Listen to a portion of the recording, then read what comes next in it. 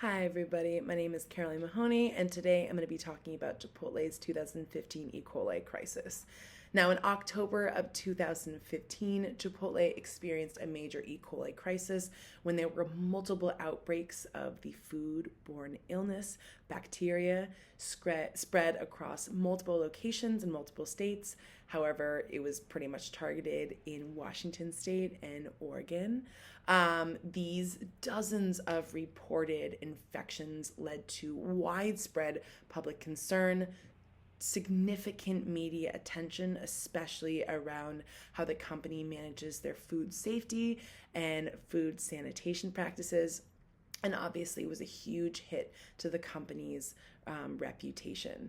This also resulted in dropping of stock prices as well as forcing Chipotle to really examine their safety and sanitation practices and reevaluate what they should do as a company, as well as how they should handle a company crisis. Now, I was in charge of my group's solutions as well as the recommendation, and to create a specific solution to really deal with this outbreak, the solution must adhere to the following criteria. It must adhere to time constraints, it must adhere to food safety, and then obviously clear public communication. So, certain successful solutions must adhere to those external stakeholders like customers and investors.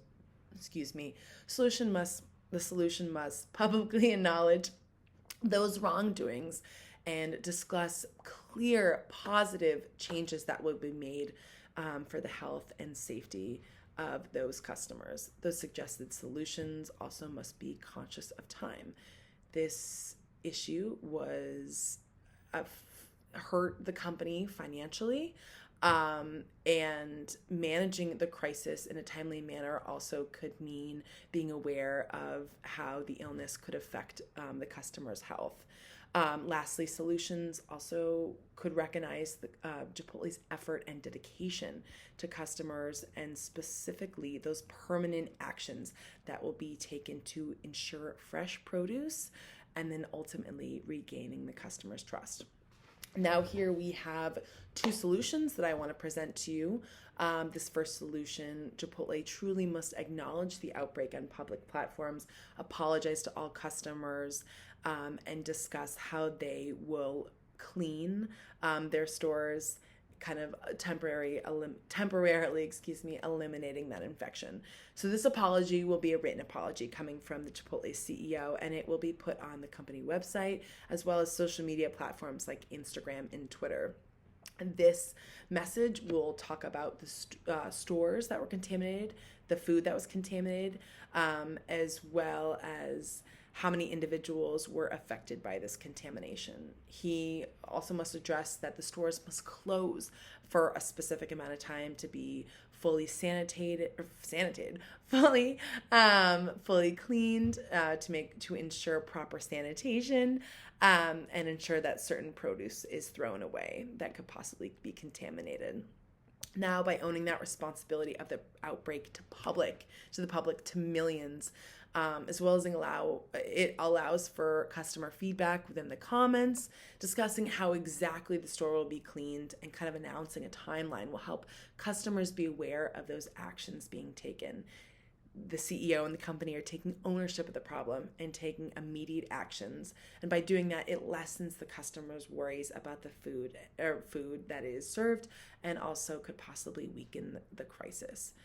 Now, by accepting responsibility and taking this action to increase the sanitary protocols, Chipotle has a higher probability of keeping customers' trust and loyalty within the company.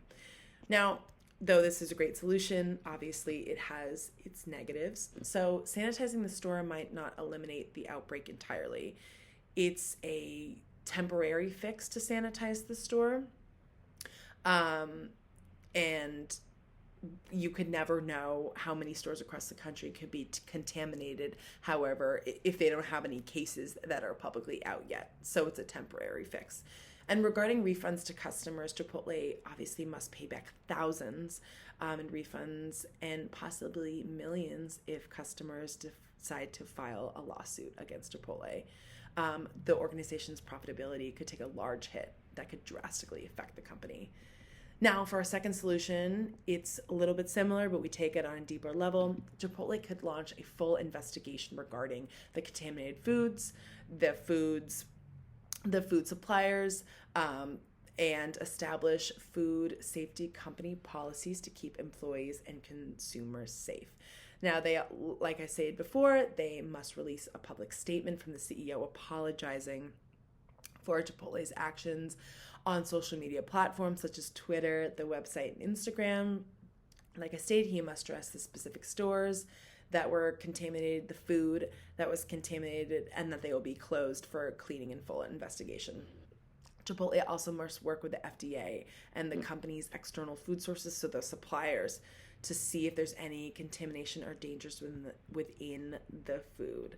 Now, working with these external food sources within the investigation allows Chipotle to really narrow down what sources could be the start of the contamination, as well as possibly identifying inhumane practices that the food supplier might use.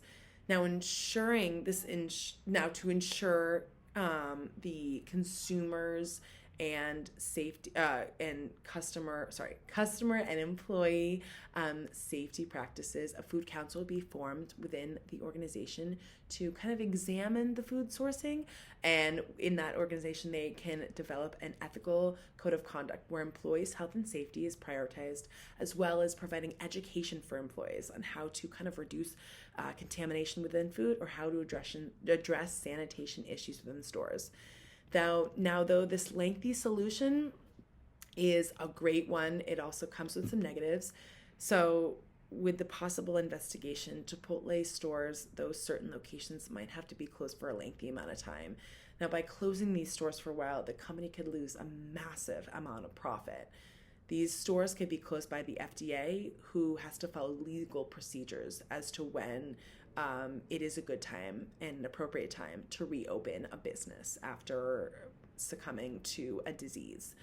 Also, publicly in the news, publicizing the news of the contamination allows for customers to get uncomfortable with the idea of going to Chipotle, regardless if the location was contaminated or not, as many are afraid that they will be affected by the disease. And lastly, employees could possibly file large lawsuits, financially putting a burden on the store itself. Now, examining these two solutions allows us to really look at what's really important. However, I do believe that the second solution is the best one.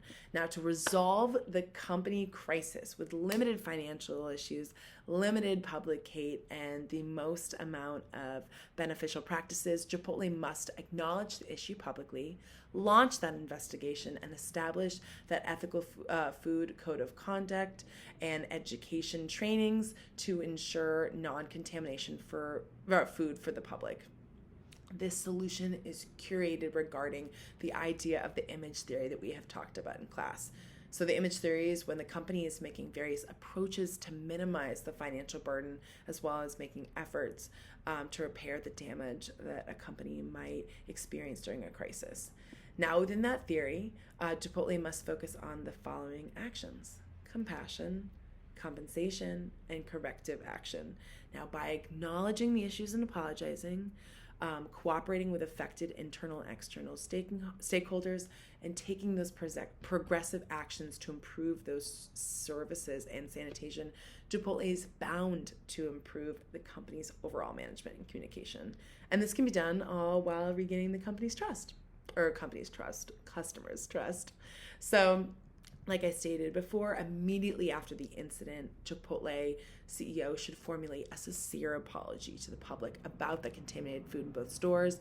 He should address the issue of what is contaminated, where it's contaminated, and he should address that they are partnering with the FDA to launch a further investigating regarding those food suppliers, those food sources, and how that food could have gotten contaminated.